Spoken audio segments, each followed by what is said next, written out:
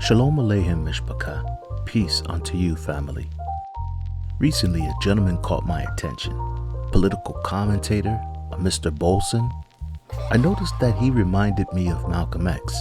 Now this is neither a rebuke nor an endorsement, but I can't help but notice both have said some very powerful and truthful statements regarding the mentality and disillusion of man, both white and black.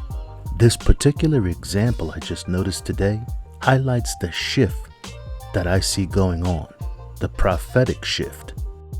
Deuteronomy 28 verse 1 and 2 Ezra 6:9. The very same illusion some early black folk during the slave era had is actually now the same thinking of many white folk regarding the power structure of today. Let me run the clip of both men and see if you catch this. You have to read the history of slavery to understand this. There were two kinds of Negroes. There was that old house Negro and the field Negro. And he loved his master more than his master loved himself. That's why he didn't want his master hurt. If the master got sick, he'd say, "What's the matter, boss? We sick? We sick." When the master's house caught a fire, he'd try and put the fire out. He didn't want his master's house burned. He loved his master. I say he loved his master better than the master loved himself.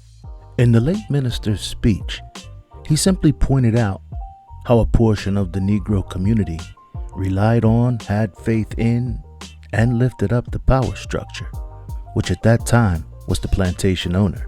Now listen to the parallel as Mr. Bolson explains the modern-day Caucasian. Also equally, unbeknownst to them, just as disenfranchised as we have been, and in a state of delusion about today's current political system. Only you just don't know it yet. The truth of the matter is that they don't actually have a stake in that system either. They don't have a stake in the system either. But to one extent or another, they have benefited from it, and more importantly, they identify with it. When the U.S. attacks another country, they'll say, "We are at war. We are at war." When they talk about the American economy, they say, "Our economy," and so on. It's like a fan of a sports team or something. The fan of a sports team who imagines that he has some kind of a share in it anytime that team wins a game.